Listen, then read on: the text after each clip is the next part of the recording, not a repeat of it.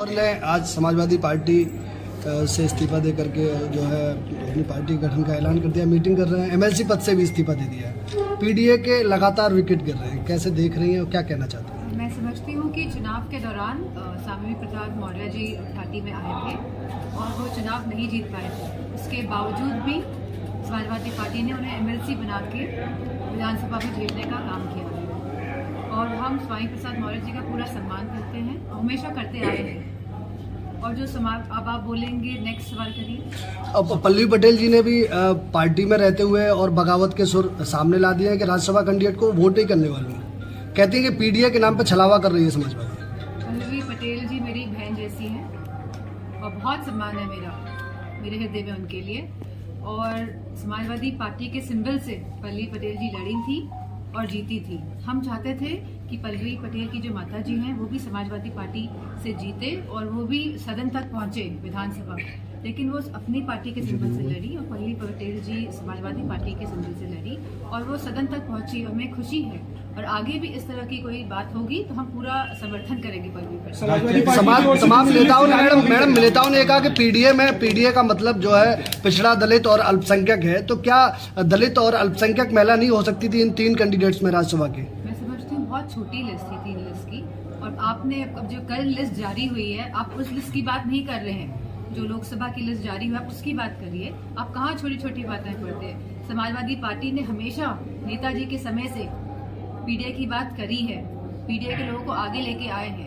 और समाजवादी पार्टी की जो विचारधारा है वो यह नहीं है कि पीडीए तक ही सीमित है। हम अगड़ों को भी साथ लेके चले हैं, गरीबों को भी, और जो भी शोषित वर्ग है उन सब को लेके आगे चलते आए हैं, पीछे भी और चलते रहेंगे। कांग्रेस से गठबंधन होने की लगातार वरिष्ठ नेता बात कर रहे हैं और अगर गठबंधन होता है तो आप सबको। क्या राहुल जी की न्याय यात्रा में शामिल होने वाले राष्ट्रीय अध्यक्ष? मैं तो मैनपुरी में हूँ क्योंकि ये क्षेत्र मेरा है और मुझे नहीं पता कि क्या डिसीजन हो रहा है लखनऊ में।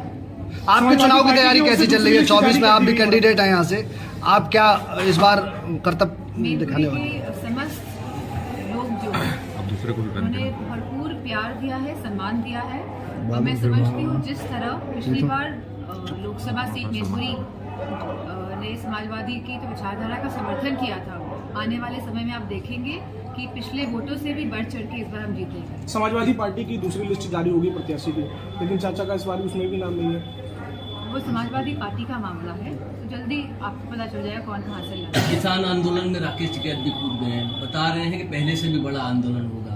विपक्षी यानी सत्ता पक्ष के लोग ये कह रहे हैं कि आप लोगों का षड्यंत्र के तहत यह किया जाए। ऐसा कुछ नहीं है। हम सभी जानते हैं कि किसान पूरे जो हिंदुस्तान का परेशान है और इतनी बड़ी संख्या में अगर किसान निकल के बाहर आ रहे हैं और उसमें असलों का इस्तेमाल हो रहा है, रबर बुलेट्स का इस्तेमाल हो रहा है और इस तरह के सोनिक हम लोग सुनने में आया है कि वेपन्स का भी इस्तेमाल किया जाएगा जिससे कि उनकी हियरिंग एज जा सकती है, मतलब सुनने की शक्ति और क्षमता जो हो सकती है उसको नुकसान पहुंच सकता है। मीडिया वालों को मैं देखा है कि वो बुलेट प्रूफ जैकेट्स, टोपी लगा के, हेलमेट्स लगा के वहाँ पहुंचे, लेकिन हमारा जो किसान है जो सड़कों में बैठा हुआ है दिल्ली के, वो बिना किसी इस तरह के यंत्र पहने बैठा हुआ लगातार घायल हो रहा है। तो मेरा मानना है कि सरकार को उनकी बात सुननी चाहिए। 2000 जब उत्तर प्रदेश में चुनाव हो रहे थे तब 3 कानून वापस लिए गए थे और यह सरकार ऐसी ही है, चुनाव के हिसाब से इतने फैसले करती आई है और करती रहेगी। पुलिस भर्ती भी जो निकाली है आज, तो आप जानते हैं उसमें भी कितनी धांधली हुई है, पेपर पहले से लीक हो गया है। तो सरकार इस तरह जब इलेक्शंस आएंगे इस तरह के मुद्दे लेकर आएगी। पेपर लीक में कुछ अभ्यर्थी आपके पास आए, आप किससे दिखते हैं? हाँ? भारतीय जनता पार्टी कह रही है कि लोकसभा सीटें भारतीय जनता पार्टी को ये बात भी कहनी चाहिए कि हमने कितने युवाओं को रोजगार दिया है। हम अग्निवीर की क्या व्यवस्था लेके आए हैं युवाओं के लिए, हम किसानों के लिए क्या कर रहे हैं, हम खाद इतनी महंगी क्यों कर रहे हैं, हम खाद में चोरी क्यों कर रहे हैं, हम मवेशियों जो आवारा पशु हैं उनका समाधान क्यों नहीं ढूंढ पा रहे। तो मैं समझती हूँ बीजेपी के लोगों को ये बात भी कहनी चाहिए, इस बात को नहीं कहना चाहिए कि 80 में से 80 है। पुलिस अभ्यर्थी पुलिस वाले बच्चे पहुंचे अभ्यर्थी आपको ज्ञापन भी दिया गया है, क्या कहेंगे? और टेलीग्राम कहाँ तक आवाज ले जाने वाली है? नहीं, अब ये तो उत्तर प्रदेश की सरकार डिसाइड करेगी कि इसमें उसको एक कमेटी बना के इसकी जांच करानी चाहिए, क्योंकि ये अन्याय होगा हमारे युवाओं के साथ अगर पेपर लीक हुआ है उसके बावजूद भी इस तरह की भर्ती आगे बढ़ती है। बसपा सुप्रीमो मायावती ने अकेले यूपी में चुनाव लड़ने का ऐलान किया है। कितना बड़ा नुकसान कर सकती है समाजवादी पार्टी को, क्योंकि आप पीडीए के तहत चुनाव में जा रहे हैं, उसमें दलित भी है और दलित की बहुत। बसपा के बारे में मैं नहीं बोल सकती। मैडम, सपा और कांग्रेस की टूट को लेकर क्या कहेंगे, क्योंकि अभी तक कोई सेटिंग नहीं बन पाई है। समाजवादी पार्टी के जितने भी हम लोग को चुनाव लड़ाने हैं, हम लोग ऑलरेडी इस पे डिसीजन ले चुके हैं कि कौन कौन कहाँ से चुनाव लड़ने जा रहा है। तो मैं समझती हूँ मजबूती के साथ समाजवादी पार्टी भाजपा का सामना करने जा रही है। क्या समाजवादी पार्टी की बसपा से, जैसा कि आपने बताया बसपा कहने को तैयार नहीं है, क्या गठबंधन की बात आगे जारी है? समाजवादी पार्टी बीएसपी को फिर से गठबंधन में लाना चाह रही है, इंडी गठबंधन में?